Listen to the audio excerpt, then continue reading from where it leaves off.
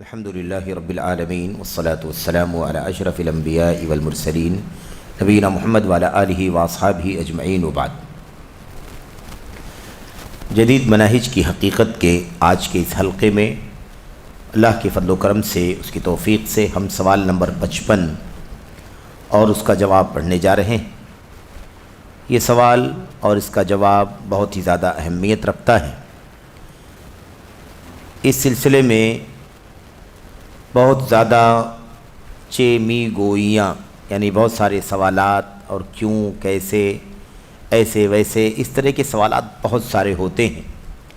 تو انشاءاللہ تبارک و تعالی یہ سوال اور اس کا جواب اور اس کی شرح جب ہم پڑھیں گے تو یہ مسئلہ بہت اچھی طرح سے کھل کر کے ہمارے سامنے آ جائے گا۔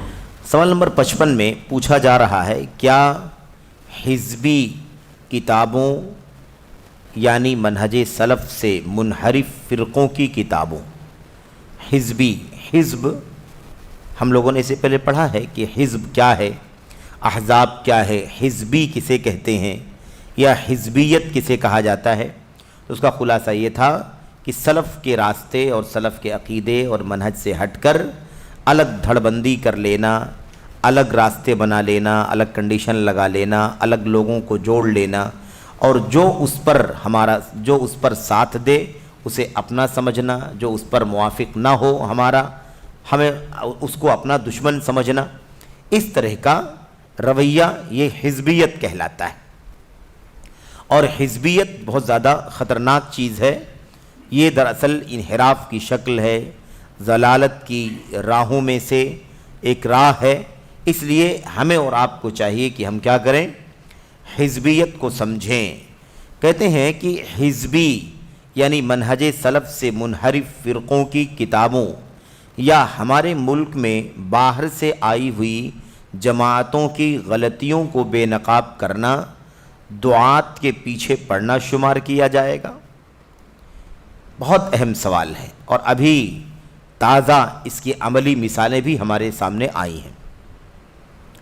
سوال یہ ہے کہ جو فرقے ہیں سلف کے راستے سے ہٹے ہوئے، منہج سلف سے منحرف جو فرقے ہیں، یا منہج سلف سے منحرف فرقوں کی جو کتابیں ہیں، یا ان کے قائدین کی یا ان کے دعات کی جو کتابیں ہیں، ان کتابوں یا ایسے ہی بہت سارے فرقے سلفیت کی راہ یا سلف امت کی راہ سے ہٹ کر جو پیدا ہو گئے ہیں، ان کی جو غلطیاں ہیں ان غلطیوں پر نقد کرنا، غلطیوں سے لوگوں کو آگاہ کرنا، اس پر رد کرنا یا اس پر اعتراض کرنا، اس کا جواب دینا، یہ جو سب کام کیے جا رہے ہیں، کیا وہ دعات کے پیچھے پڑنا کہا جائے گا؟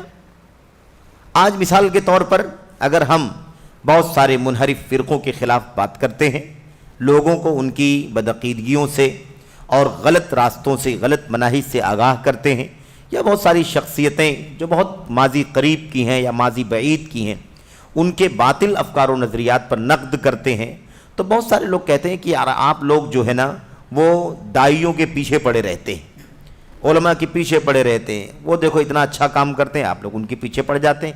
ایک آدمی کوئی اچھا کام لے کر کے اٹھتا ہے، آپ لوگ ان کے پیچھے پڑ جاتے ہیں۔ کسی نے کوئی کتاب لکھی، آپ لوگ اس پر رد کرنے لگتے ہیں، اس کے پیچھے پڑ جاتے ہیں۔ تو کیا سلف کی راہ سے ہٹے ہوئے لوگوں، ان کے کتابوں یا ان فرقوں پر رد کرنا، نقد کرنا یا ان کی غلطیوں کو لوگوں کے سامنے واضح کرنا تاکہ لوگ ان سے گمراہ نہ ہو جائیں، بھٹک نہ جائیں، کیا اس کام کو داعیوں کے پیچھے پڑنے کا نام دیا جائے گا کہ داعیوں کے پیچھے پڑتے؟ یہ ہے سوال۔ سوال کرنے والے نے بہت اہم نقطہ پوچھا ہے۔ یہاں منہج سلف کے مخالف کون ہے، مخالف لوگوں پر رد ہونا چاہیے یا نہیں ہونا چاہیے، ان تمام چیزوں کے بعد ایک سوال پیدا ہوتا ہے کہ لوگ کہتے ہیں کہ تم لوگ پیچھے پڑے رہتے ہو، کام نہیں کرنے دیتے ہو۔ آج کل کی بازاری زبان یا مارکیٹ کی زبان میں یا کہہ لیجئے کہ سماج کی زبان میں لوگ کہتے ہیں ٹانگ کھینچتے رہتے ہو، ہے نا؟ یہ اس لیے کہہ دیا تھا کہ لوگ سمجھ جائیں جو اسی طرح کی بات کرتے ہیں، اسی طرح کی تعبیرات سنتے اور جانتے۔ تو یہ جو پیچھے پڑنے والی جو بات ہے نا، یہ کہاں تک صحیح ہے؟ کیا اس کو پیچھے پڑنا کہا جائے گا یا دین ہے یہ، یا یہ دین ہے جو کرنے کی ضرورت ہے، رد کرنا، نقد کرنا، لوگوں کی بدعقیدگی سے عوام کو آگاہ کرنا، لوگوں کے فاسد منہج سے لوگوں کو آگاہ کرنا، کیا یہ پیچھے پڑنا ہے یا یہ سراپا دین ہے؟ اس کا جواب شیخ صالح فوزان کہتے ہیں نہیں، یہ دعات کے پیچھے پڑنا اور انہیں نشانہ بنانا نہیں ہے، یعنی یہ تو سراپا دین ہے، سراپا عقیدہ ہے، سراپا سلف امت کی راہ پر چلنا ہے۔ تو صاف لفظوں میں نہیں، یہ دعات کے پیچھے پڑنا اور انہیں نشانہ بنانا نہیں ہے۔ اچھا، اس کے نیچے حاشیہ آ رہا ہے، انشاءاللہ ہم حاشیہ بعد میں پڑھیں گے۔ حاشیے میں بہت قیمتی باتیں شیخ جمال بن فرحان الحارثی حفظہ اللہ نے رحمۃ اللہ علیہ نے نقل فرمائی ہیں، انشاءاللہ ہم انہیں پڑھیں گے۔ پہلے اس کا سرسری طور پر جواب پڑھ لیتے ہیں۔ نہیں، یہ دعات کے پیچھے پڑنا اور انہیں نشانہ بنانا نہیں ہے، کیونکہ نہ یہ کتابیں دعوتی کتابیں ہیں، نہ ان کتب اور افکار و نظریات کے لوگ علم، بصیرت اور حق کے مطابق اللہ کی طرف بلانے والوں میں سے ہیں۔ بہت کھلا جواب ہے، بہت ستھرا جواب، بہت غیرت مندانہ جواب ہے۔ اس کو پیچھے پڑنا، نشانہ بنانا نہیں کہا جائے گا۔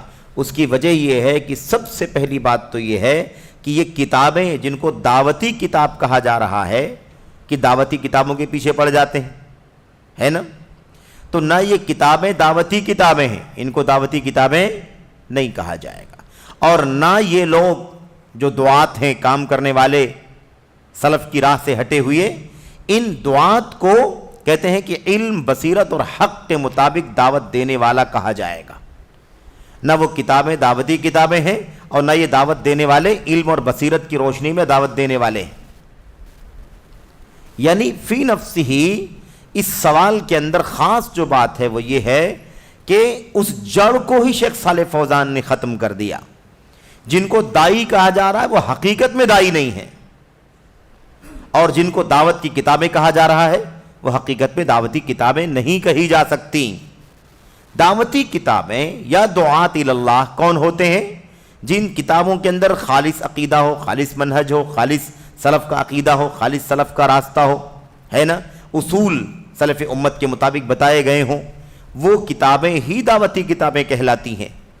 یا ایسے ہی مثال کے طور پر جو لوگ صحیح عقیدے کی نشر و اشاعت کرتے ہیں، صحیح منہج امت کو بتلاتے ہیں باطل راستوں سے، ہے نا، چاہے وہ کوئی بھی راستہ ہو، خارجیت ہو، رافضیت ہو، صوفیت ہو، عقلانیت ہو، اعتزال ہو وغیرہ، کسی بھی راستے کی طرف بلانے والے نہ ہوں، بلکہ وہ خالص اللہ تبارک و تعالیٰ کی کتاب، نبی کی سنت اور سلف کے راستے کی طرف بلانے والے ہوں، تو ہی انہیں اللہ کے دین کا سچا دائی کہا جائے گا، ورنہ صحیح معنوں میں وہ دعات نہیں کہلائیں گے۔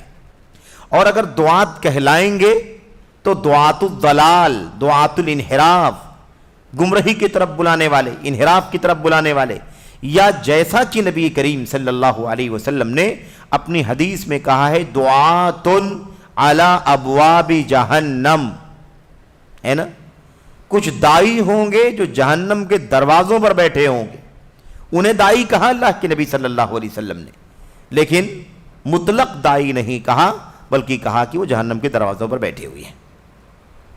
تو اس سے یہ معلوم پڑا کہ دائی بھی ہوں گے، دائی بھی لوگ کہیں گے انہیں، لیکن وہ کیسے دائی ہوں گے؟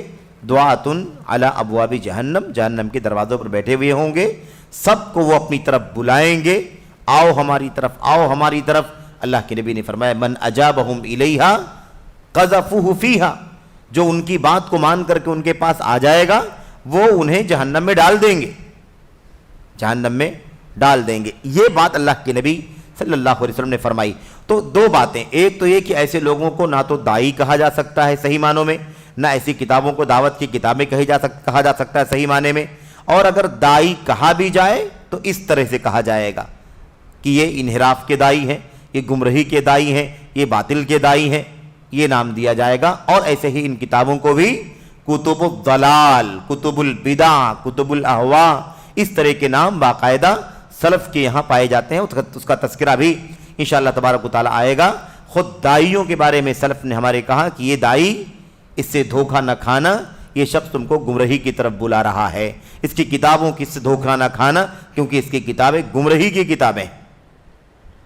بظاہر یہ باتیں بہت بڑی باتیں ہیں جو ہم کہہ رہے ہیں آپ کے سامنے، یا جو ہم پڑھ رہے ہیں آپ کے سامنے، بہت بڑی باتیں ہیں لوگوں کے لیے، بہت سنگین، کہ اس طرح سے اتنی آسانی کے ساتھ علماء کے خلاف بات ہو رہی ہے، دعات کے خلاف بات ہو رہی ہے، کتابوں کے خلاف بات ہو رہی ہے، اس کو لوگ بہت زیادہ ایموشنل مسئلہ بنا دیتے ہیں، غیرت کی بات بنا دیتے ہیں، لیکن یہ نہیں سمجھتے ہیں کہ یہ غیرت اللہ تبارک و تعالیٰ کے ہاں کچھ نہیں ہے، بلکہ یہ صحیح معنوں میں غیرت ہے ہی نہیں۔ اصل غیرت یہ ہے کہ ہم اللہ کی عقیدہ، اللہ تبارک و تعالیٰ پر ایمان سے غیرت کے بارے میں غیرت کریں، اللہ تبارک و تعالیٰ کے دین کے بارے میں غیرت کریں، اللہ تبارک و تعالیٰ اور نبی کریم صلی اللہ علیہ وسلم کی تعلیمات کے ذریعے سے حضرات صحابہ کرام اور تابعین تبع تابعین خیر القرون کا جو راستہ تھا، جس کو ہم سلف کا راستہ کہتے ہیں، اس راستے کے لیے غیرت کریں، اس راستے کے لیے فکر مندی ہونی چاہیے، یہ ہے۔ تو لوگ شخصیتوں کے بارے میں بہت ایموشنل ہو جاتے ہیں، لیکن اللہ تبارک و تعالیٰ کے بارے میں عقیدہ باطل ہے، انہیں غیرت نہیں آتی، ان کا راستہ سلف کا راستہ نہیں ہے، غیرت نہیں آتی، وہ بدعت کے راستے پر چلتے ہیں، غیرت نہیں آتی، سنت کے راستے سے انحراف ہوتا ہے، غیرت نہیں آتی۔ تو یہ عجیب و غریب بات ہے کہ لوگ شخصیتوں کا تو دفاع کرنا چاہتے ہیں اور ان کے خلاف باتیں سننا نہیں چاہتے، لیکن اللہ کی توحید کے خلاف کوئی بات ہو کوئی حرج کی بات نہیں، بدعت کی بات ہو کوئی حرج کی بات نہیں، سلف کے راستے سے انحراف کی طرف کوئی لے جا رہا ہو اس کے خلاف کوئی بھی بات نہیں کرتے، اور اس سلسلے میں ان کو غیرت پیدا نہیں ہوتی اور ان کے دلوں کے اندر حمیت نہیں پیدا ہوتی جو ہونے چاہیے۔ تو یہ بڑی عجیب و غریب بات ہے۔ آپ دیکھیں یہاں پر کیا جواب دے رہے ہیں، یہاں پر شیخ صالح جواب دے رہے ہیں کہ نہ ایسے لوگوں کو داعی کہا جائے گا، نہ ایسی کتابوں کو صحیح معنوں میں دعوتی کتابیں کہا جائے گا۔ یہ بات سمجھنے کی ہے۔ انشاءاللہ تبارک و تعالیٰ بقیہ اس کے حوالے آگے حاشیے کے اندر آئیں گے۔ آگے کہتے ہیں شیخ، اور ہم جب ان کتابوں یا ان دعات کی غلطیاں بیان کرتے ہیں، اب یہ جواب کا دوسرا پہلو ہے، سوال کا جواب کا ایک پہلو ہو چکا کہ ایسے لوگوں کو صحیح معنوں میں داعی نہیں کہا جائے گا، ایسی کتابوں کو صحیح معنوں میں کتاب نہیں کہا جائے گا، لیکن اس کے بعد کہتے ہیں نمبر 2، ہم جو نقد کرتے ہیں، رد کرتے ہیں بہت سارے داعیوں پر، بہت سارے فرقوں پر، بہت ساری کتابوں پر جو ہم رد کرتے ہیں، تو رد کیوں کرتے ہیں؟ بات سمجھنے کی ہے۔ ہم جب ان کتابوں یا ان دعات کی غلطیاں بیان کرتے ہیں تو براہ راست ان شخصیات کی تجریح و تنقیص کے لیے نہیں کرتے ہیں، بلکہ محض امت کی خیر خواہی کے جذبے سے کرتے ہیں۔ اب دو باتیں، شخصیتوں کا نام ہم نے لے لیا کہ شخصیت کا عقیدہ صحیح نہیں، اس کا منہج صحیح نہیں، اتنے صحابہ کے بارے میں یہ بولا، اس نے دین کے بارے میں یہ بولا، اس کا وغیرہ ہم نے بولا، بلا شبہ نام شخصیت کا آیا، لیکن شخصیت کی پر نقد کرنا براہ راست مقصود نہیں ہے، یعنی ایگزیکٹ جو ہدف ہے نقد کا وہ شخصیت نہیں ہے، اس شخصیت کا فاسد عقیدہ ہے، اس شخصیت کا غلط منہج، اصل اس سے لوگوں کو آگاہ کرنا ہے، اس لیے اس کا نام لینے کی نوبت آ رہی۔ تو فی نفسی شخصیتیں ہدف نہیں ہے، یا اس شخصیت کی تنقیص ہو، اس کی تجریح ہو، یہ بالکل مقصد نہیں ہے۔ اگر یہ فاسد عقیدے، غلط منہج اس شخصیت سے ہٹ جائے تو پھر اس شخصیت پر نقد کرنے کی کوئی چیز باقی نہیں بچے گی۔ تو فی نفسی شخصیت قابل نقد نہیں ہے، بلکہ شخصیت کا عقیدہ قابل نقد ہے۔ ہم جو نقد کرتے ہیں، رد کرتے ہیں، فی نفسی شخصیت مقصود نہیں ہوتی ہے، بلکہ اس کا باطل عقیدہ، باطل منہج ہوتا ہے، جس سے ہم امت کو آگاہ کرنا چاہتے ہیں۔ اس لیے دونوں باتوں میں فرق کرنا ضروری ہے۔ یہاں پر صاف کہتے ہیں شخصیات کی تجریح اور تنقیص، تجریح مطلب ہے نا ان پر جرح کرنا، ان کی برائیاں، ان کی غلطیاں، ان کی خامیاں بیان کرنا، اور تنقیص مطلب ان کی بے عزتی کرنا، یہ مقصد نہیں ہوتا ہے، بلکہ محض امت کی خیر خواہی کے جذبے سے امت کی بھلائی ہو جائے۔ لوگ اس کے عقیدے کو دیکھ کر کے اس کا اپنا عقیدہ ایسے ہی بنا رہے ہیں، لوگ اس کے منہج کو دیکھ کر کے اپنا منہج ایسے ہی بنا رہے ہیں، تو اس کا عقیدہ امت کا عقیدہ بگڑ رہا ہے، ان کا منہج بگڑ رہا ہے۔ اس لیے ہم تنقید کر رہے ہیں تاکہ لوگ جانیں کہ یہ منہج صحیح نہیں ہے اور لوگ اس سے دور ہٹ جائیں، تاکہ لوگ جانیں کہ عقیدہ صحیح نہیں ہے، اس عقیدے سے باز آ جائیں۔ اس مقصد کے پیش نظر یہ کیا جاتا ہے تاکہ امت میں مشکوک افکار و نظریات نہ سرایت کر جائیں۔ مشکوک افکار و نظریات، یہاں ایک بات اور سمجھ میں آتی ہے کہ شیخ نے کیا کہا ہے، تاکہ امت میں مشکوک افکار اور نظریات۔ ایک ہے باطل جس کا باطل ہونا واضح ہے تو ہم اس کو بتا دیں گے کہ باطل ہے، اور ایک شکل بیچ میں ہے، حق نہیں ہے اور باطل بھی ہے، ایک دم واضح نہیں ہے لیکن واضح طور پر حق نہیں ہے، شک شبہ کی چیز ہے۔ تو شک کو بھی، شبہات والی راستے کو بھی ہم باطل کی طرف لے جائیں گے، حق کی طرف نہیں لے جائیں گے۔ یعنی اس کے بارے میں لوگوں کو یہ راستہ نہیں سکھائیں گے کہ نہیں اس کو آپ اختیار کر سکتے ہیں، بلکہ ہم احتیاط کے پہلو کو لے کر کے اس سے بھی لوگوں کو بچانے کی کوشش کریں گے۔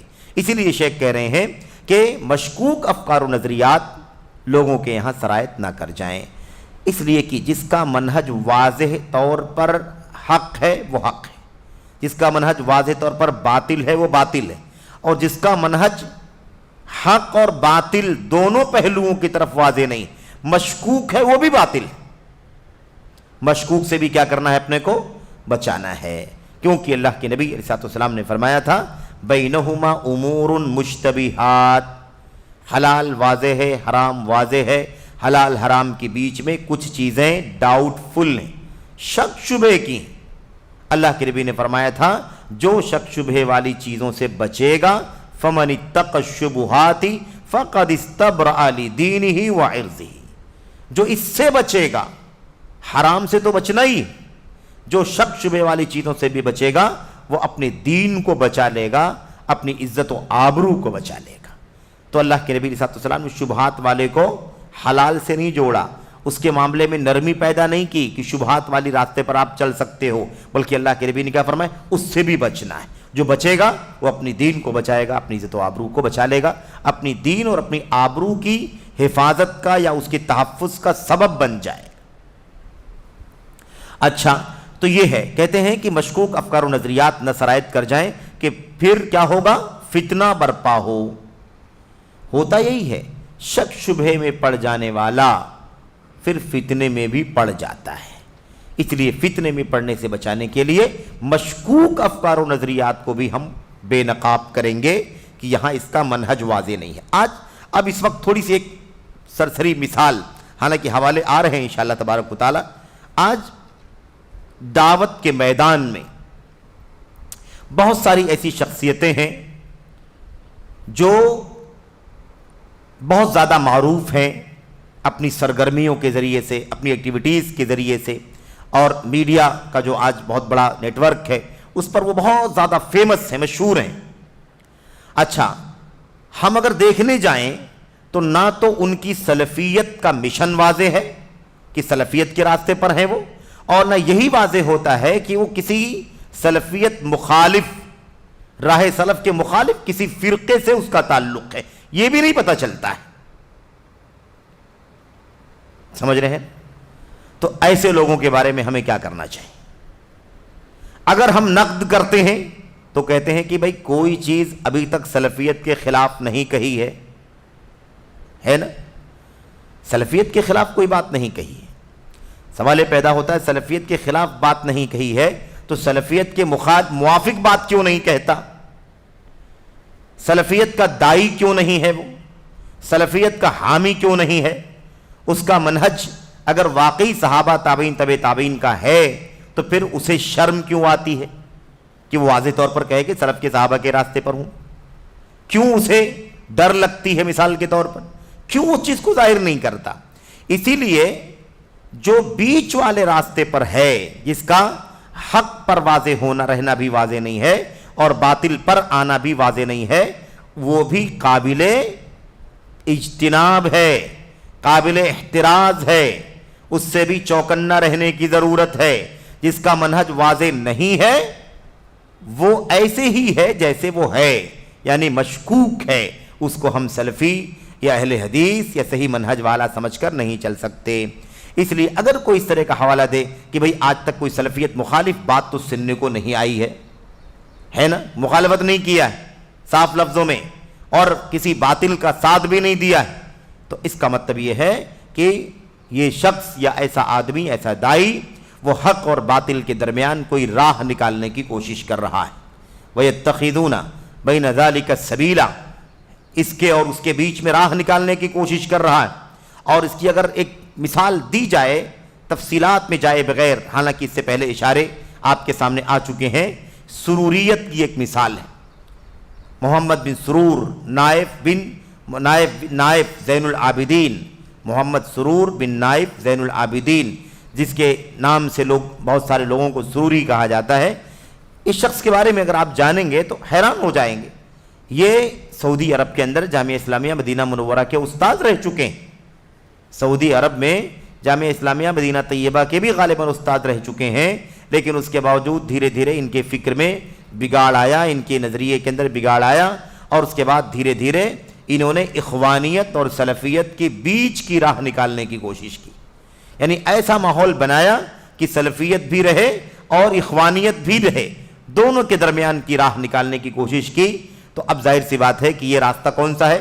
یہ راستہ باطل کا راستہ ہے، انحراف کا راستہ ہے، کیونکہ حق واضح ہے، حق واضح ہے، اس میں کوئی غموض نہیں ہے، کوئی پیچیدگی نہیں ہے، اور وہ راستہ صرف نظریے کا راستہ بھی نہیں ہے، وہ پریکٹیکل راستہ ہے۔ اور یہ اللہ تبارک و تعالیٰ کا بہت بڑا انعام ہے کہ نبی اور کتاب کے بعد ہمیں ایسے نہیں چھوڑ دیا گیا۔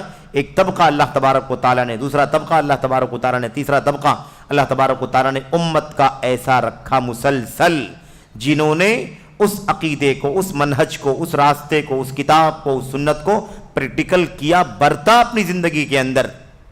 تو یہ جو عقیدہ اور منہج ہے یہ معمول بھی ہی ہے، یعنی پریکٹیکل کیا جا چکا ہے، ہمیں اس کو امپلیمنٹ کرنے کے لیے کوئی اپنی تھیوری، اپنے نظریے کی ضرورت نہیں ہے، چلا ہوا ہے، طریقہ مسلوکہ ہے، چلا ہوا راستہ ہے، بس اسی پر چلنا ہے۔ اس لیے کہ اگر یہ چیز نہ ہوتی تو پھر باتوں کو سمجھنے میں لوگ اپنی اپنی عقلوں کا استعمال حتمی طور پر کرتے، لیکن آج ہمارے لیے بہت بڑی نعمت ہے کہ ہم سمجھنے کے لیے بھی اپنی عقل مجرد، خالص عقل محض پر ڈیپینڈ نہ رہیں، بلکہ ہم دیکھ لیں کہ یہ قرآن سنت جس کو ہمیں سمجھنا ہے تو ہم پہل نہیں سمجھنے جا رہے ہیں، بلکہ ایک طبقہ، دوسرا طبقہ، تیسرا طبقہ، صحابہ تابعین، تبع تابعین کا اس پر عمل کر چکا ہے، برت چکا ہے، نبی کریم صلی اللہ علیہ وسلم کی زبان سے، آپ کے عمل سے، قول سے اس دین کو پورے طور پر فالو کر چکا ہے۔ اب ہمیں سمجھنے کے لیے اسی سمجھ کو آئیڈیل بنا لینا ہے۔ اس لیے ہمیں بہت زیادہ آسانی ہے، یہ حقیقت میں اس میں بہت زیادہ آسانی ہے، الجھن نہیں، پیچیدگی نہیں ہے۔ تو یہ مسئلہ اچھی طرح سے ہمیں سمجھ جانا چاہیے۔ آگے کہتے ہیں، شیخ کہتے ہیں کہ ایسا نہ ہو کہ ہم خاموش ہو جائیں، اگر تاکہ امت مشکوک افکار و نظریات امت میں مشکوک افکار و نظریات نہ سرایت کر جائیں، تاکہ کیا ہو، پھر فتنہ برپا ہو، فرقہ بندی جنم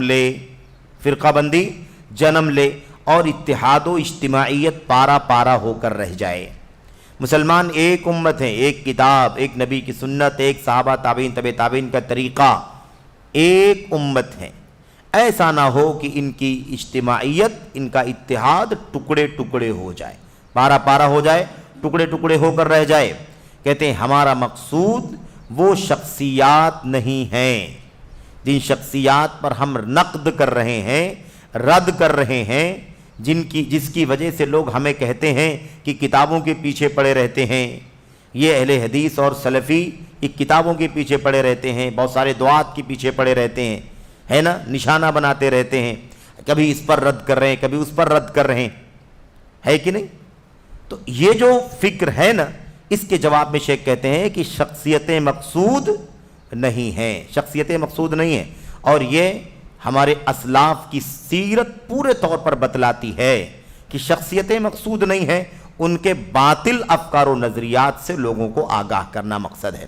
اگر وہ باطل افکار و نظریات ان کے نہ ہوں تو پھر ہمیں ان شخصیتوں کا نام لینے کی ضرورت بھی پیش نہ آئے، نقد کرنے کی نوبت بھی نہ آئے۔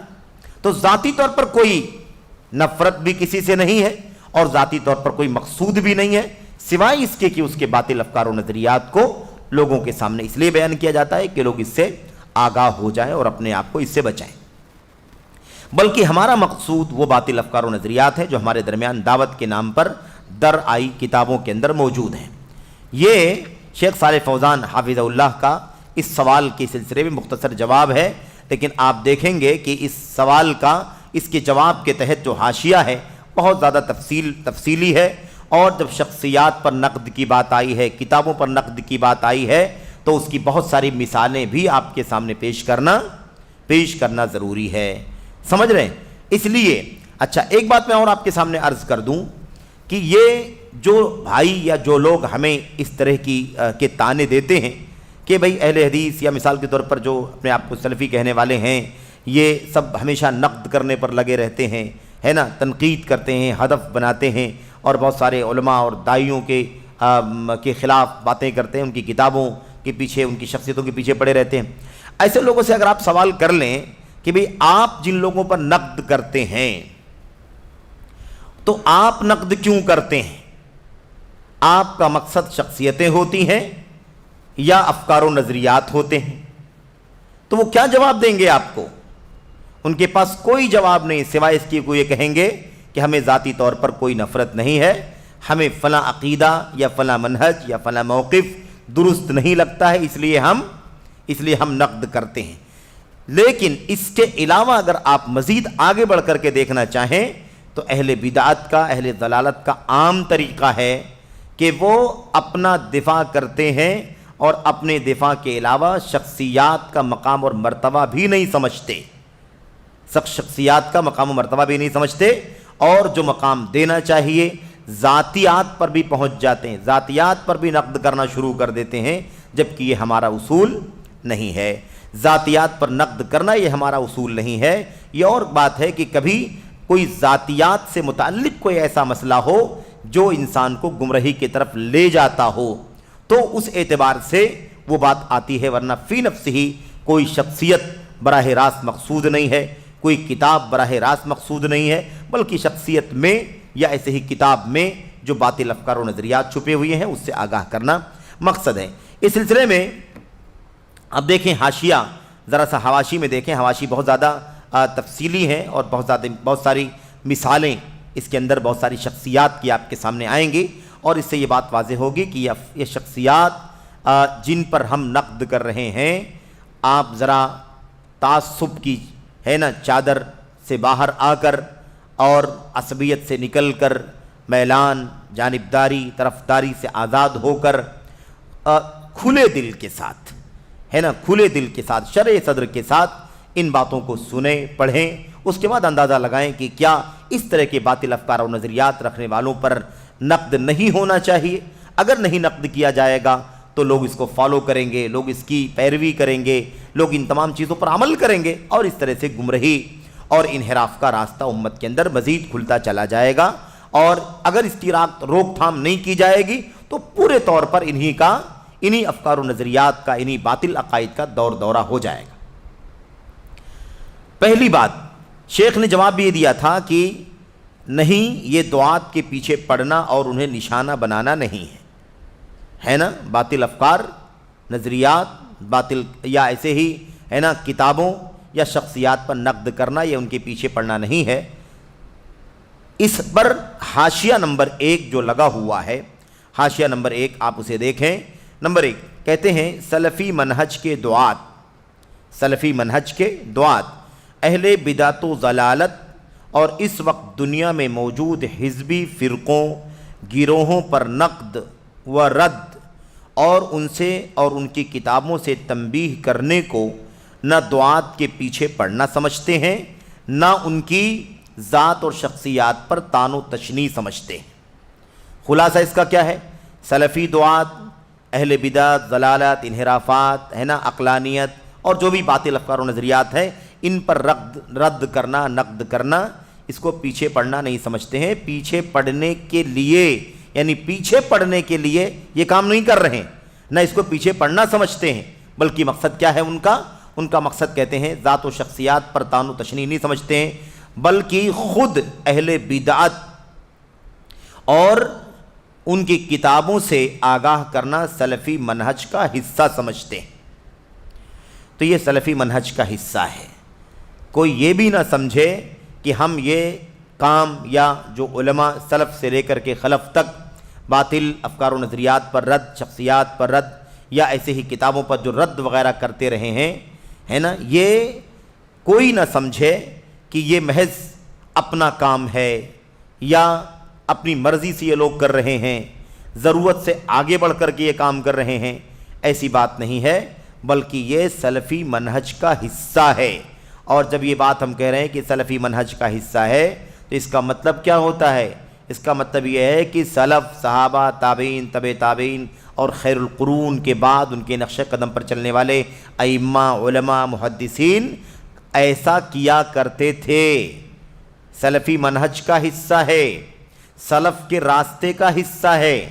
سلف کے یہاں یہ چیز پائی جاتی تھی کہ وہ باطل افکار و نظریات پر رد، کتابوں پر رد کیا کرتے تھے، شخصیات پر نقد کیا کرتے تھے، ذاتی طور پر نہیں کہ ان کی ذات سے کوئی نفرت ہے، انہی باطل افکار و نظریات کے مطابق ہے نا لوگوں کو آگاہ کرنے کے لیے کہ بھئی یہ خطرناک ہے، اس سے آپ کو بچنے کی ضرورت ہے۔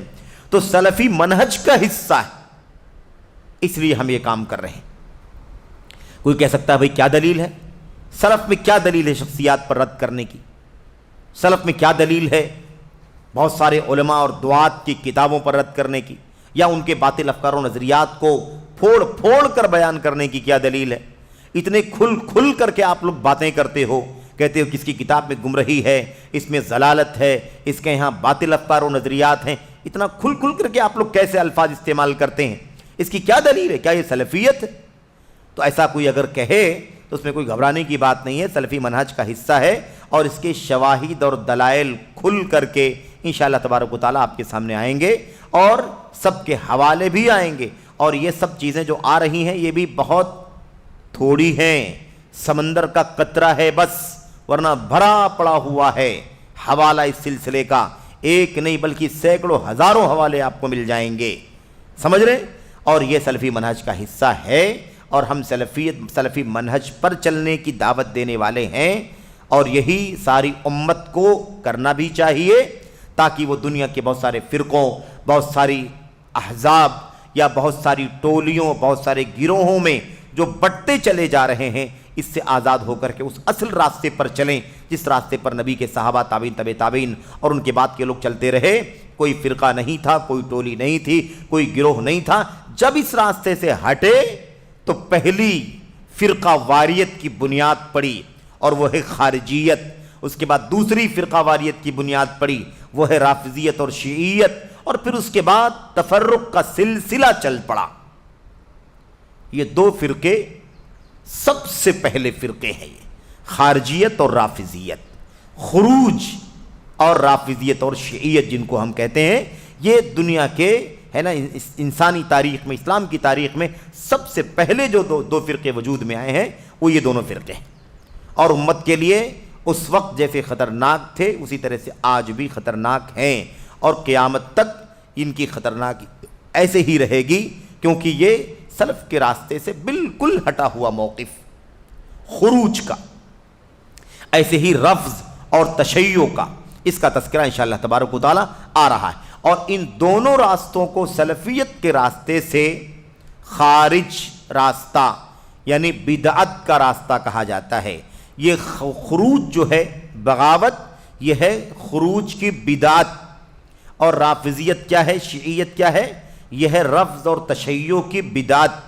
یہ بدعتی راستے ہیں، یہ فرق ضالہ مبتدعہ ہیں، بدعت کے راستے ہیں۔ کیوں؟ اس لیے کہ خروج نہیں اللہ تبارک و تعالیٰ کے دین میں، خروج نہیں اللہ کے نبی کی سنت میں، رافضیت اور شیعیت نہیں ہے اللہ کے نبی علیہ الصلوۃ والسلام کی سنت میں، سمجھ رہے ہیں نا؟ اور ایک بات اور بھی یہیں آپ کے سامنے بہت اختصار کے ساتھ عرض کر دوں، اشارہ کر دوں۔ شیعیت اور رافضیت کی بات آئی ہے تو شیعیت اور رافضیت میں صرف اس فکر کا مسئلہ نہیں تھا کہ انہوں نے حضرت علی بن ابی طالب رضی اللہ تعالیٰ عنہ کے بارے میں جو نظریہ رکھا، ابو بکر، عمر، عثمان کا جو مقام ہے اس مقام کو انہوں نے ہٹا دیا، اور ان تینوں پر حضرت علی بن ابی طالب کو فضیلت دی۔ صرف مسئلہ اتنا ہی نہیں ہے، بلکہ شیعیت کا مطالعہ کر کے دیکھیں، رافضیت کا مطالعہ کر کے دیکھیں، آپ کو پتہ چلے گا ان کے یہاں کھلم کھلا شرک موجود ہے، استغاثہ بغیر اللہ، اللہ کے علاوہ سے فریاد موجود ہے، علم غیب کا عقیدہ موجود ہے، اپنے اماموں کے معصوم ہونے کا وہ عقیدہ رکھتے ہیں، ایسی حضرت علی کے الہ ہونے کا عقیدہ رکھتے ہیں، یہ سراسر کفریہ اور شرکیہ عقیدے ہیں۔ معاملہ صرف اور صرف ایک عام بدعت کی حد تک نہیں ہے، بلکہ یہ عقیدے کے فساد تک پہنچتا ہے۔ اس لیے اگر کوئی آپ سے سوال کرنے کے لیے آ جائے کہ کیا شیعہ مسلمان ہے یا مسلمان نہیں ہے، تو اس کے بارے میں یہ موقف واضح رکھنا کہ فرقے بہت سارے ہیں ان کے یہاں، افکار نظریات بہت سارے پائے جا سکتے ہیں۔ ایک طبقہ ایسا بھی ہو سکتا ہے جس کے یہاں شرک نہ ہو، بدعت نہ ہو، جس کے یہاں اللہ تبارک و تعالیٰ کے علاوہ کو سے فریاد نہ کی جاتی ہو، اللہ تبارک و تعالیٰ کے نبی صلی اللہ علیہ وسلم کے آخری خلیفہ چوتھے خلیفہ علی بن ابی طالب رضی اللہ تعالیٰ عنہ کو معبود الہ نہ مانتے ہوں، ایسا ہو سکتا ہے۔ تو جن کا وہ عقیدہ نہیں، ہم ان کو کافر نہیں مانتے، لیکن جن کا یہ عقیدہ ہے، شرکیہ عقیدہ ہے نا، علم غیب کا عقیدہ غیر اللہ کے ساتھ، یا ایسی مثال کی تو استغاثہ بھی غیر اللہ، حضرت علی کے معبود ہونے کا عقیدہ، الہ ہونے کا عقیدہ، یا قرآن کریم کے محرف ہونے کا عقیدہ، یہ سارے عقیدے کیا ہیں؟ یہ سارے عقیدے تو سراسر شرکیہ اور کفریہ عقیدے۔ ایسے عقیدہ رکھنے والے چاہے وہ شیعہ کہتے ہوں یا کچھ بھی کہتے ہوں، اپنا نام کچھ بھی رکھ لیتے ہوں، ان عقیدوں کی بنیاد پر وہ دائرہ اسلام سے کیا ہو جائیں گے؟ باہر ہو جائیں گے۔ یہ بات سمجھنے کی ہے، اس لیے وہ بیچ والا راستہ بھی نکالنا درست نہیں ہے، مطلق طور پر نہیں درست ہے۔ تفصیل کر سکتے ہیں کہ جن کا یہ عقیدہ نہیں ہے، بلا شبہ وہ خالی بدعتوں پر چل رہے ہیں، انحراف کا شکار ہیں، اور ان کی بدعت کفر تک نہیں جاتی ہے، لیکن جن کے یہ عقیدے ہیں ان کی یہ بدعتیں کفر تک جاتی ہیں، اور ایسا عقیدہ رکھنے والا کوئی بھی کافر ہو جائے گا، دائرہ اسلام سے باہر ہو جائے گا، جب تک کہ توبہ نہ کر لے، ہے نا۔ یہ بات ہمیں اچھی طرح سے جان لینی چاہیے۔ بہت سارے آپ کو فتوے دیکھنے کو ملیں گے، اور لوگ تقریب یا تقارب بین الادیان یا بین الفرق کے نام پر کہتے ہیں کہ ان کو کافر کہنا اچھا نہیں ہے، ان کو کافر کہنا ٹھیک نہیں ہے۔ ٹھیک کی کیا بات ہے؟ ٹھیک اور نہ ٹھیک تو اللہ کی کتاب سے معلوم پڑے گا، ٹھیک اور نہ ٹھیک کا فیصلہ اللہ کے نبی صلی اللہ علیہ وسلم کی سنت سے کا فیصلہ ہوگا۔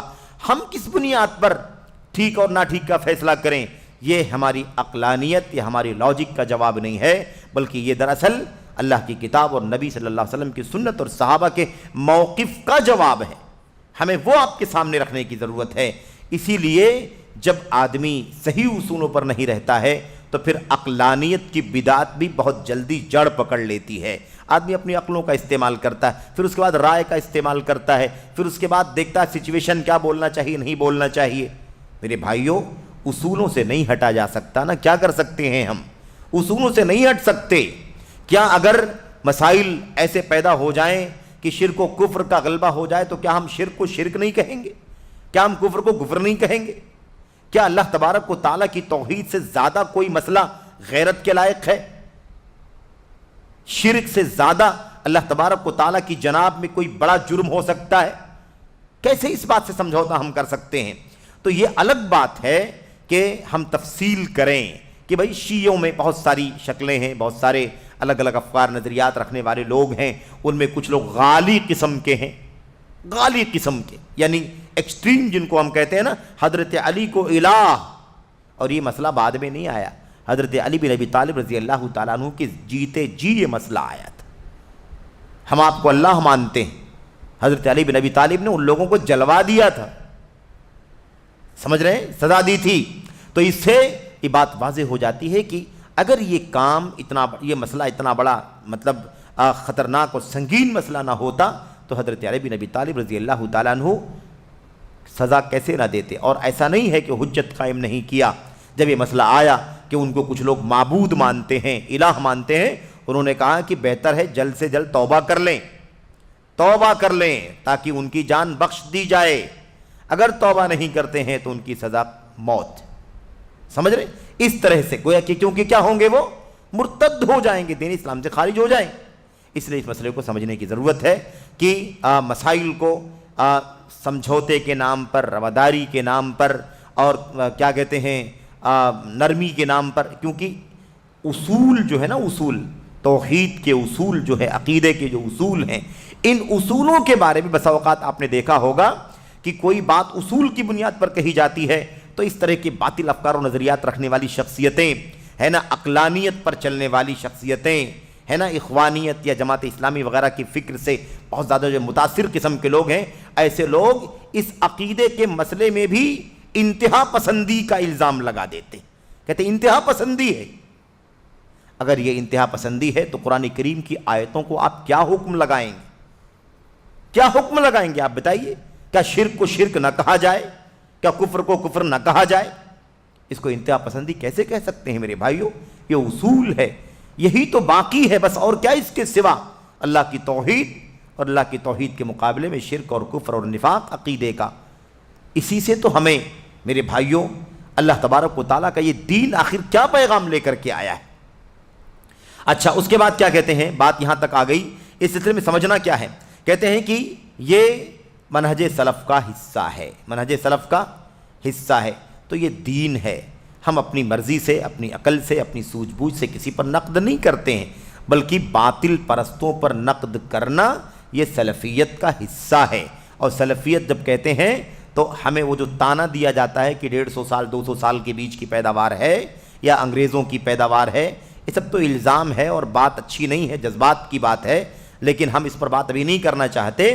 لیکن بات یہ سمجھنے کی ہے کہ سلفیت یعنی صحابہ، تابعین، تبع تابعین، خیر القرون کا جو راستہ ہے، اس راستے پر چلنے والوں اور اس راستے کے علماء، ائمہ، محدثین کا راستہ ہے باطل پرستوں پر نقد کرنا، تاکہ ان کے باطل افکار و نظریات سے لوگ گمراہ نہ ہو جائیں۔ اور اس سلسلے میں سنت رسول صلی اللہ علیہ وسلم اور جرح و تعدیل کی کتابوں میں ان سے بہت زیادہ آثار وارد ہیں۔ کس سے؟ سلف سے۔ سلف سے بہت سارے آثار موجود ہیں، سنت کے اندر بھی اور جرح و تعدیل کی کتابوں میں بھی، بلکہ سلف صالحین اس سے اللہ کا تقرب چاہتے تھے، یعنی نقد کر کے اللہ سے قریب ہونا چاہتے تھے۔ باطل پر نقد کریں گے، باطل پرستوں پر نقد کریں گے، بدعتیوں کی بدعت کو بے نقاب کریں گے تو اللہ سے قریب ہوں گے، اللہ کی محبت ملے گی۔ یہ تو بہت بڑی بات کہہ دی بھائی ہم نے، لیکن اللہ کے نبی صلی اللہ علیہ وسلم، آپ کے صحابہ، تابعین، تبع تابعین کے نقش قدم پر چلنے والے ائمہ جو مستند ہیں، معتبر ہیں، سنت رسول کے چوٹی کے راویان ہیں، وہ کتب ستہ کے راویان میں سے امام شعبہ بن حجاج بن ورد العتکی، شعبہ سمجھ رہے ہیں نا، یہ چوٹی کے امام گزرے ہیں، ابو بسطام کہا جاتا تھا ان کو۔ کیا کہتے ہیں؟ امام شعبہ رحمہ اللہ فرماتے ہیں تعالوا حتی نغتاب فی اللہ عز وجل ساعہ، یعنی نذکر الجرح والتعدیل۔ سبحان اللہ، یہ سلفیت ہے، یہ راہ سلف ہے۔ کہتے ہیں کہ آؤ ہم تھوڑی دیر اللہ عز و جل کے واسطے غیبت کر لیں، غیبت کریں اللہ کو راضی کرنے کے لیے۔ خطرناک ہے کہ نہیں خطرناک ہے؟ پہلی بار سننے میں آئے گا تو بہت مشکل لگے گا، بہت گراں گزرے گا طبیعت پر کہ غیبت تو گناہ کبیرہ ہے۔ ولا یغتب بعضکم بعضا، کوئی کسی کی غیبت نہ کرے، تم میں سے کوئی کسی کی غیبت نہ کرے۔ اور اللہ کے نبی نے فرمایا یا معشر من آمن بلسانہ ولم یؤمن ولم يدخل الایمان قلبہ لا تغتابوا المسلمین، اے مسلمانوں کی جماعت جن کی دلوں میں ایمان داخل نہیں ہوا ہے، مسلمانوں کی غیبت مت کرو۔ قرآن یہ کہتا، سنت یہ کہتی ہے، اور یہ امام شعبہ کیا کہتے ہیں؟ آؤ اللہ واسطے تھوڑی دیر غیبت کر لیں، آدھا گھنٹہ کر لیں، 1 گھنٹہ کر لیں، 15 منٹ کر لیں، 2 گھنٹہ 4 گھنٹہ کر لیں، ساعتن کچھ دیر، سات یہ 60 منٹ والا گھنٹہ نہیں ہے اس زمانے میں، آؤ تھوڑی دیر اللہ کے لیے غیبت کر لیں۔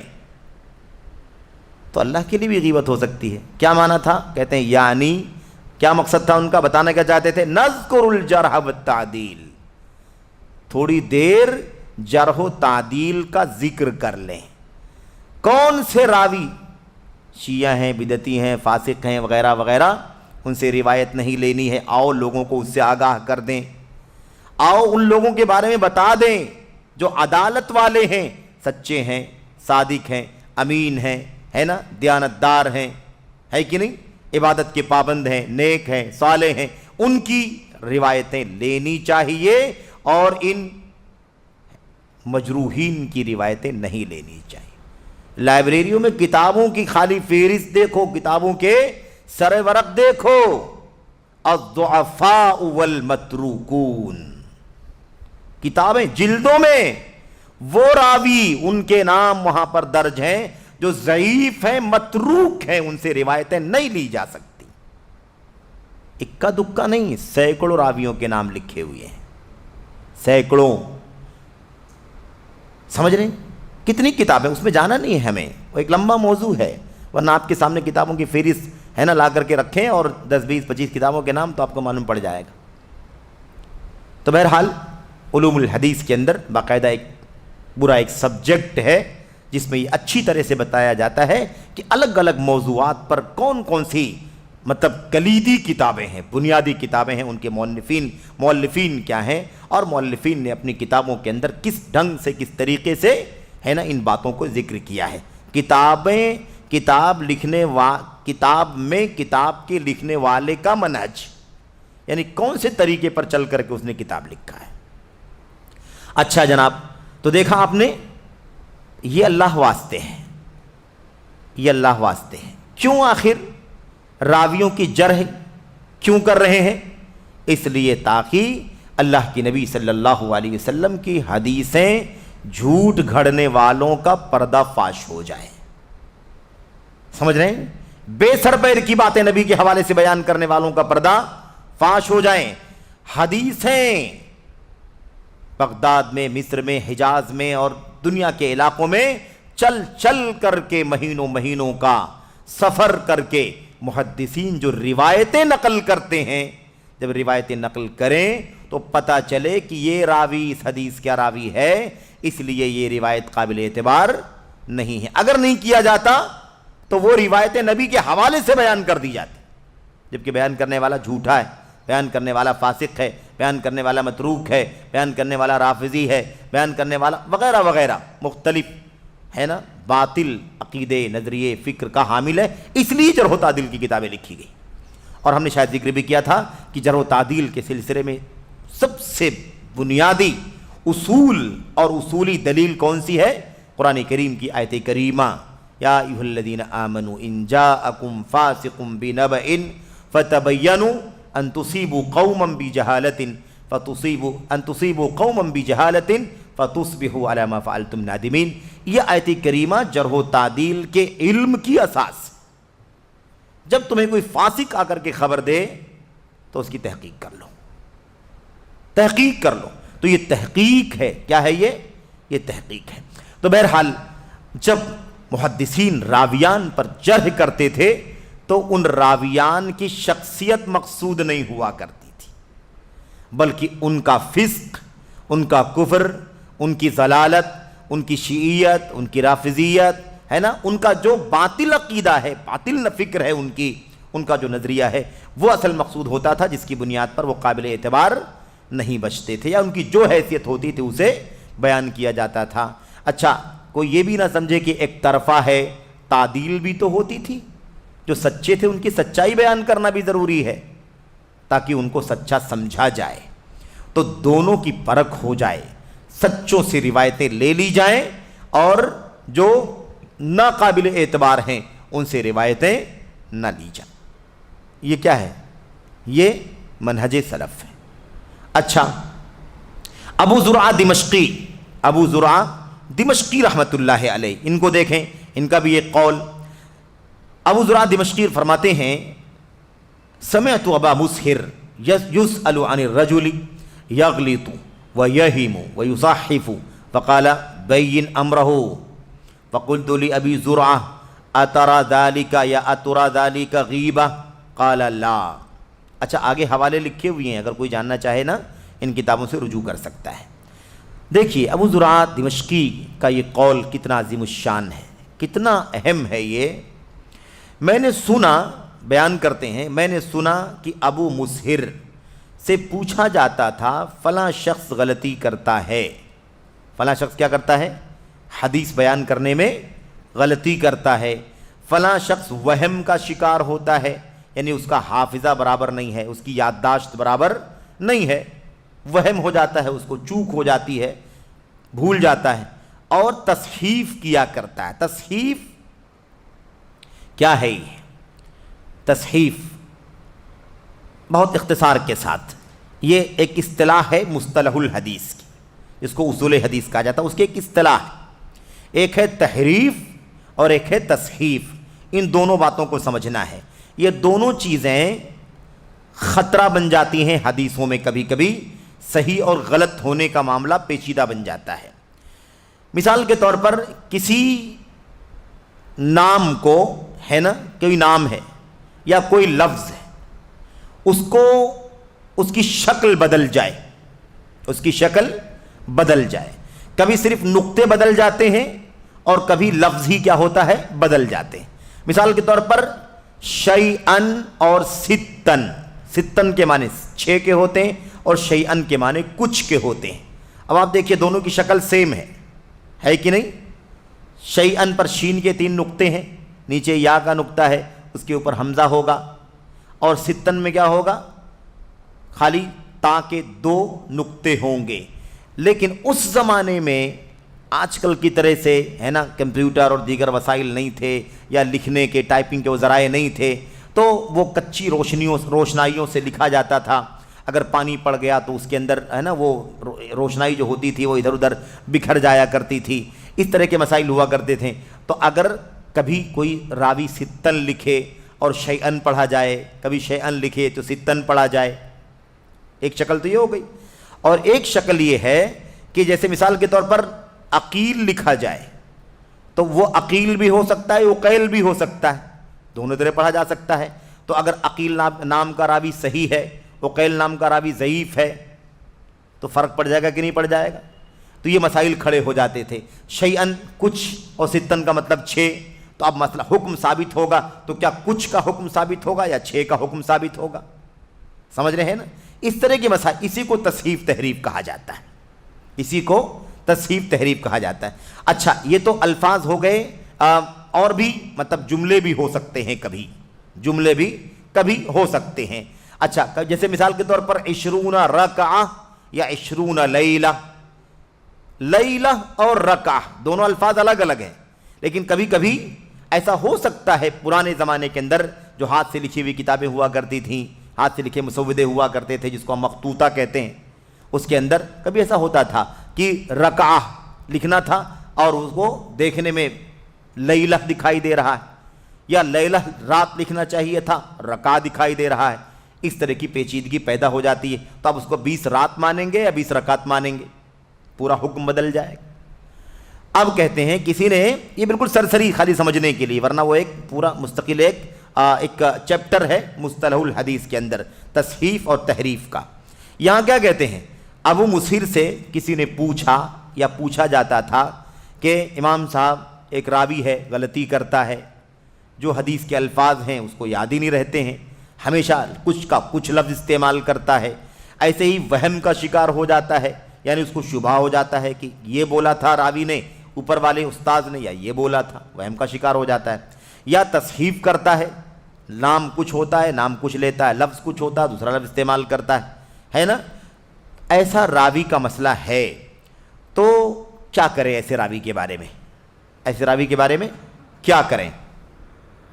تو امام ابو مسہر نے کیا جواب دیا، اس کا معاملہ واضح کرو، اس کا معاملہ واضح کرو، لوگوں کو بتاؤ کہ یہ راوی غلطیاں کرتا ہے، یہ راوی وہم کا شکار ہوتا ہے۔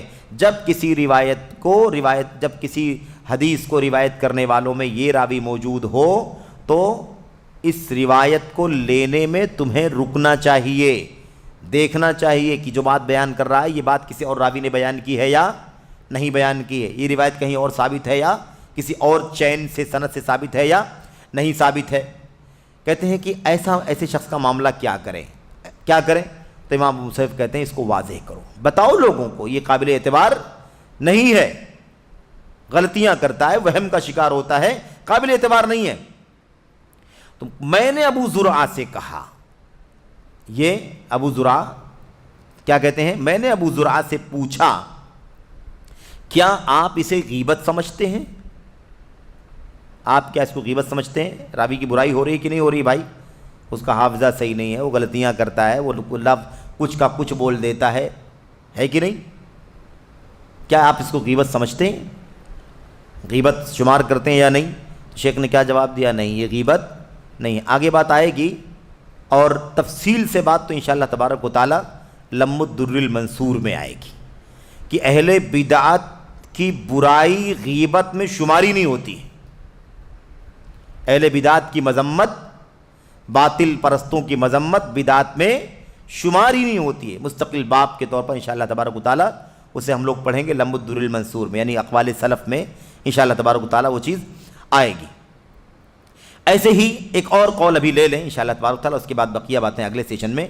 امام احمد بن حنبل رحمۃ اللہ علیہ کے صاحبزادے امام عبداللہ، اور آپ جانتے ہیں کہ مسند احمد بن حنبل جو امام احمد بن حنبل کی ہے، اس کا ایک حصہ امام احمد بن حنبل کے بیٹے عبداللہ کے زوائد کا بھی ہے، زوائد المسند، یعنی امام احمد کی مسند پر زوائد، یعنی کچھ روایتیں امام عبداللہ جو امام احمد کے بیٹے ہیں ان کے پاس تھی، ان کو شامل کر کے اس کو زوائد کہا جاتا ہے۔ بہرحال بڑا عظیم الشان واقعہ ہے، بیان کرتے ہیں، کہتے ہیں ابو تراب نقشبی شخص ہیں، یہ امام احمد بن حنبل کے پاس آئے۔ بیٹے بیان کرتے ہیں کہ امام ابو تراب نقشبی میرے والد ہے نا امام احمد بن حنبل رحمۃ اللہ علیہ کے پاس آئے، تو میرے والد نے بتایا، عربی چھوڑ دیتے ہیں، وقت ذرا بچے گا، اگر کسی کو ضرورت ہو تو یہ متن ٹیکسٹ ہمارے سامنے موجود ہے۔ ابو تراب نقشبی میرے والد کے پاس آئے تو میرے والد بتلانے لگے کہ فلاں راوی ضعیف ہے۔ اب امام احمد بن حنبل وقت کے چوٹی کے امام اور محدث ہیں، ہے نا، اور امام بخاری کے، امام مسلم کے اور بڑے بڑے ائمہ کے استاذ ہیں۔ تو امام احمد بن حنبل بیان کرنے لگے فلاں راوی ضعیف ہے۔ اب راوی تو دنیا سے جا چکا ہے کہ نہیں جا چکا ہے؟ اب اس کی برائی کر رہے ہیں کہ نہیں کر رہے ہیں کہ وہ تو ضعیف تھا، ہے نا؟ فلاں راوی ثقہ ہے، راوی کی وفات ہو چکی ہے یا زندہ ہے، دونوں صورت میں، ایسا نہیں کہ وفات ہو چکی تو ہی بات ہو رہی ہے، وفات ہو چکی ہو یا زندہ ہو، دونوں صورتوں میں۔ اور عام طور پر یہ جو باتیں چل رہی ہے زندوں کے بارے میں بات چل رہی ہے، کیونکہ ان سے روایتیں لینی تھیں، اور وہ روایت کا دور تھا۔ ہم جس دور میں ہیں یہ روایت کا دور نہیں رہا، کتابیں اسی وقت روایتیں جمع کر کے کتابوں میں نقل کر دی گئیں، 3 صدی میں، 4 صدی میں، اس کے پہلے الحمدللہ تو وہ روایت کا دور تھا، اب وہ روایت کا دور نہیں رہا۔ لیکن بہرحال سند کا علم بہت اہم ہے، آج بھی اس کی اہمیت باقی ہے۔ تو کہتے ہیں کہ میرے والد یہی بیان کر رہے تھے راویوں کے بارے میں، فلاں راوی ضعیف ہے، اس سے روایت نہیں لینا، اس کی روایت قابل اعتبار نہیں ہے، فلاں راوی ثقہ ہے، معتبر ہے، اس کی روایت لینا، اس کی روایت درست ہوتی ہے۔ یہ سن کر ابو تراب نے کہا، یہ نقشبی جو آئے تھے مجلس میں بیٹھے ہوئے تھے، آئے مجلس میں تو امام احمد بن حنبل جرح و تعدیل فرما رہے تھے راویوں کے بارے میں، یہ ثقہ ہے، ضعیف ہے، یہ ہے نا، مطلب ایسے عقیدے کا ہے، یہ ایسے عقیدے کا ہے، اس کا حافظہ ایسا ہے وغیرہ بیان کر رہے تھے۔ تو ابو تراب برداشت نہیں کر سکے اور کہنے لگے، شیخ علماء کی غیبت مت کیجیے، علماء کی غیبت مت کیجیے۔ آج بھی ہے نا انحراف والوں کا، بدعتیوں کا یہی طریقہ ہے، جس کے پیچھے چلتے ہیں کہتے ہیں ان کی برائی مت کیجیے، ان کی برائی مت کیجیے۔ کتابوں میں اتنا سارا انحراف موجود ہے نا، اور بہت سارے لوگوں نے آج کل جدید وسائل کے ذریعے سے بہت کچھ انحرافات اور گمراہیاں پھیلا رکھی ہیں۔ امت کا ایک طبقہ اس کے پیچھے بھاگ رہا ہے، بہک رہا ہے، بھلا اس سے کیسے نہیں آگاہ کیا جائے گا؟ اس کو غیبت کہتے ہیں کس قدر غلط ہے۔ بڑے بڑے چوٹی کے لوگ ہیں، اتنا مشہور لوگ ہیں، آپ کی حیثیت ان کے سامنے دھول کے برابر بھی نہیں ہے، پیر کے دھول کے برابر بھی نہیں ہے، اور آپ جو ہے ان کے بارے میں نقد کر رہے ہیں، ان کے بارے میں برائیاں کر رہے ہیں، ان کے عیوب نکال رہے ہیں، ان کی غیبت کرتے ہیں۔ آپ کیا جواب دیں گے اللہ تبارک و تعالیٰ کے ہاں؟ ہم جواب دیں گے کہ اللہ کی قربت حاصل کرنے کے لیے نقد کر رہے تھے، اللہ تعالیٰ کی محبت پانے کے لیے نقد کر رہے تھے۔ جیسے امام شعبہ بن حجاج رحمۃ اللہ علیہ نے کہا، آؤ اللہ کی رضا کے لیے تھوڑی دیر غیبت کر لیتے ہیں۔ یہ ہمارا جواب ہوگا انشاءاللہ تبارک و تعالیٰ، اور بڑا جواب جیسا کہ ہم نے عرض کیا وہ انشاءاللہ اقوال سلف میں آئے گا کہ محدثین کہتے تھے اس طرح کے مسائل پر کوئی کہتا تھا کہ تم کیسے راویوں پر نقد کرتے ہو، جرح کرتے ہو، تو لوگ جواب دیتے تھے مجھے اس کی فکر نہیں ہے کہ میں نقد کر رہا ہوں، جرح کر رہا ہوں، مجھے اس کی فکر ہے کہ کل قیامت کا دن ہو، نبی کریم صلی اللہ علیہ وسلم کا سامنا ہو اور آپ کہہ دیں فلاں میری امتی تم نے میری حدیثوں میں جھوٹ پھیلتے ہوئے دیکھا تو تم نے اس کا دفاع کیوں نہیں کیا، مجھے اس کی فکر ہے۔ تو ہمارا جواب یہ ہوگا، تفصیلات وہاں آئیں گی انشاءاللہ تبارک و تعالیٰ، یہاں پر جو بات ہم لوگ کر رہے ہیں اتنا ہمارے لیے انشاءاللہ کافی سمجھنے کے لیے۔ تو شیخ علماء کی غیبت مت کیجئے، کہتے ہیں کہ اتنا سننا تھا کہ میرے والد ان کی طرف متوجہ ہوئے اور فرمایا وہی حق، یہ جملہ ہے عربی زبان میں عرب کے لوگ استعمال کرتے ہیں کسی کو تنبیہ کرنے کے لیے اور تعجب کرنے کے لیے، ہے نا؟ تو کیا کہتے ہیں وہی حق، بہت حیرت کی بات ہے، تم اس کو غیبت کہتے ہو اور آپ کہہ رہے ہو غیبت مت کیجئے علماء کی، وہی حق، تمہارا برا ہو، تعجب ہے تمہارے اوپر، یہ نصح و خیر خواہی ہے، غیبت نہیں ہے، یہ نصح و خیر خواہی ہے، غیبت نہیں ہے۔ اچھا اب آپ سوچئے یہاں پر اس جواب میں کہ اگر وہ راوی جو ضعیف ہے اگر اس کی ذات مراد ہوتی نقد کرنے میں، اس کی ذات پر نقد ہوتا ہے نا، ذات اگر مقصود ہوتی تو امام احمد بن حنبل یہ کیسے کہتے یہ نصح و خیر خواہی ہے، غیبت نہیں ہے؟ کیونکہ شخصیت کی برائی اگر ہوگی، یعنی شخصیت مقصود ہوگی، کسی شخصیت پر براہ راست عیب لگانا، اس کو نیچا دکھانا، اس کی مذمت کرنا، ذات کی شخصیت کی مذمت، تب تو حتمی طور پر وہ کیا کہا جائے گا، اسے غیبت ہی کہا جائے گا۔ لیکن یہاں پر غیبت مقصد نہیں ہے، ذات مقصد نہیں ہے، بلکہ اس شخصیت کے یہاں جو عیب تھا اس عیب کی وجہ سے حدیث رسول ضعیف ہو جائے گی اور اس کے اندر حق اور باطل خلط ملط ہو جائیں گے۔ اس مقصد کے لیے انہوں نے کیا کہا، یہ خیر خواہی ہے، یعنی امت کی بھلائی ہے، امت کے لیے بھلائی کی چاہت ہے تاکہ امت جھوٹ اور باطل اور بے سر پیر کی روایتوں کے پیچھے نہ چلے، یہ غیبت نہیں ہے۔ اب دیکھیے شیخ نے لکھا بھی ہے نیچے، میں کہتا ہوں لیکن جب بدعتیوں اور نفس پرستوں کی کتابوں پر نقد کیا جاتا ہے اور ان سے اور ان کے مؤلفین سے اگر وہ باحیات ہوں تو آگاہ اور چوکنا کیا جاتا ہے تو مشکوک دعات اس سے بہت متاثر ہوتے ہیں، یعنی انہیں بہت بھاری لگتا ہے، انہیں بہت اس سے تکلیف ہوتی، اذیت ہوتی ہے۔ ابھی ڈاکٹر اسرار احمد کی گمراہیوں کے سلسلے میں، ان کے انحرافات کے سلسلے میں ایک اجتماع کہیں منعقد کیا گیا، تو اس سلسلے میں اتنا واویلا بہت سارے لوگوں نے سوشل میڈیا پر مچا ڈالا اور ایسا لگا کہ کوئی ہم کفریہ کام کرنے جا رہے ہیں، اور ڈاکٹر اسرار کوئی معصوم شخصیت تھی، ان سے کوئی غلطی نہیں ہوئی ہے، ہم سارا کا سارا بہتان ان کے سر ڈالنے جا رہے ہیں۔ بہت سارے لوگ کہنے لگے اتنا بڑا لفظ گمراہی کا استعمال کیا جا رہا، ڈاکٹر اسرار صاحب کی شخصیت ایسی ہے، ویسی ہے، فلاں ہے، فلاں ہے، اور مفسر قرآن ہیں، اور کہا جا رہا ہے کہ ان کی گمراہیاں، اور بھی گمراہیاں، یعنی ایک گمراہی نہیں بہت ساری گمراہیاں، ایسا کیا انہوں نے کیا ہے کہ اتنی ساری گمراہیاں ان کی ہیں؟ تو اب آپ سوچئے کہ سوال یہ تھا کہ گمراہیاں اگر ان کی ہیں تو ہمیں اس کو بیان کرنا چاہیے کہ نہیں کرنا چاہیے؟ لوگوں کو ان کی گمراہیوں سے آگاہ کرنا یہ امت کی خیر خواہی ہے کہ نہیں ہے؟ عصبیت اور ایسے ہی جانبداری، طرفداری، اور یوں سمجھیں کہ بلا کسی اصول اور دلیل کے کسی شخصیت کے پیچھے بھاگنا، کتابوں کو پڑھنا، یہ کس قدر خطرناک ہے۔ اصل یہ ہے کہ ہم غیرت کریں تو اللہ کے دین کے لیے غیرت کریں، غیرت کریں عقیدے کی صحت کے لیے، غیرت کریں منہج کی صحت کے لیے، غیرت کریں اللہ تبارک و تعالیٰ کی رضا کے لیے، غیرت کریں نبی کریم صلی اللہ علیہ وسلم کی سنت اور سلف امت صحابہ تابعین کے منہج اور ان کی ڈگر کے لیے غیرت کریں۔ اس راستے سے جو بھی انحراف کا شکار ہو، ضلالت کا شکار ہو، اور گمراہیاں جس کو ضلالت کہا جاتا ہے، ضلالت کا مطلب تکفیر نہیں کہ کوئی ان کو کافر کہہ رہا ہے، ضلالت کا مطلب ہوتا ہے اصل جو سیدھا راستہ ہے، سیدھے راستے سے بھٹک جانا، دائیں چلے جانا، بائیں چلے جانا۔ اب دائیں بائیں جانے والا اگر کفر تک چلا گیا ہوگا تو کافر ہوگا، اگر اس کی گمراہی، اس کی ضلالت کفر تک نہیں پہنچتی ہے فسق تک ہے، بدعملی تک ہے یا فکری انحراف تک ہے اور وہ دائرہ کفر تک نہیں جاتا تو اس کی ضلالت کفر تک نہیں جائے گی۔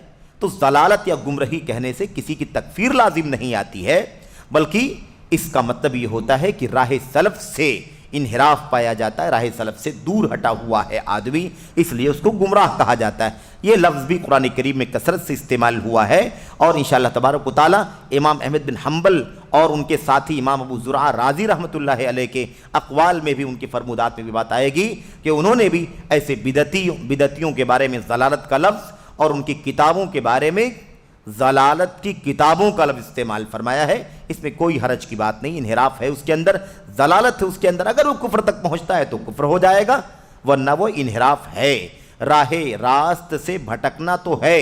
اب بھٹکنے کی حد کتنی ہے؟ اگر وہ کفر تک جائے گی تو کفر ہو جائے گا، اور کفر سے کم تر رہے گا، فسق ہے، بدعملی ہے، انحراف ہے اور گناہ کا کام ہے تو اس دائرے تک رہے گا۔ اس لیے کوئی یہ نہ سمجھے کہ گمراہیوں کا مطلب تکفیر کرنا ہے، بلکہ یہ دراصل انحرافات ہیں جس کی طرف لوگوں کو نشاندہی کرنی ہے اور لوگوں کو اس سے آگاہ کرنا ہے۔ تو انشاءاللہ تبارک و تعالی یہ جو فرمودات ہیں ہمارے اسلاف کے، ہے نا، منہج سلف کے، انشاءاللہ تبارک و تعالی ہمیں اس سے رہنمائی ملے گی کہ جو باطل شخصیات یا منحرف شخصیات یا ان کے باطل افکار و نظریات یا ان کی کتابوں پر جو نقد ہوتا ہے، اس کو پیچھے پڑنا نہیں کہا جاتا، بلکہ یہ سلف صالحین کا منہج ہے۔ جو نقد کر رہے ہیں وہ سلف صالحین کے منہج کے مطابق عمل کر رہے ہیں۔ اگر یہ غلط ہے تو نعوذ باللہ سلف کا عمل بھی غلط ہے، محدثین کا جرح و تعدیل کرنا بھی غلط ہے، اور بہت ساری احادیث اور سنت میں بھی اس کی شواہد موجود ہیں۔ نعوذ باللہ پھر اس پر ہم کیا حکم لگائیں گے؟ اس لیے ہمیں جلد بازی نہیں کرنی چاہیے، سب سے زیادہ غیرت ہمیں اللہ تعالیٰ کے دین کے سلسلے میں ہونی چاہیے۔ توحید و سنت کا دفاع سب سے بڑا ہدف اور مقصد زندگی ایک مومن اور خاص طور پر صاحب علم کا ہونا چاہیے، یہ ہماری ذمہ داری ہے۔ شخصیتوں کا دفاع کر کے ہمیں کچھ نہیں ملے گا، اگر وہ حق پر ہیں تو الحمدللہ، اور اگر وہ حق پر نہیں ہے تو دفاع کر کے کچھ حاصل نہیں ہوگا، بلکہ ہم باطل کا دفاع کرنے والے قرار پائیں گے۔ اللہ تبارک و تعالیٰ کے ہاں جواب دہی بہت زیادہ مشکل ہو جائے گی۔ اللہ تبارک و تعالیٰ ہمیں اور آپ کو سمجھنے کی توفیق عطا فرمائے۔ بقیہ باتیں انشاءاللہ تبارک و تعالیٰ اگلے حلقے میں آپ کے سامنے پیش کی جائیں گی۔ آمین۔ اللہ تعالیٰ سے دعا ہے کہ اللہ تعالیٰ ہم سب کو راہ حق کو سمجھنے کی توفیق عطا فرمائے، منہج سلف کی حقیقتوں کو سمجھنے کی توفیق عطا فرمائے۔ آمین رب العالمین۔ صلی اللہ وسلم وبارک علی نبینا محمد وعلی آلہ وصحبہ اجمعین۔ السلام علیکم ورحمۃ اللہ۔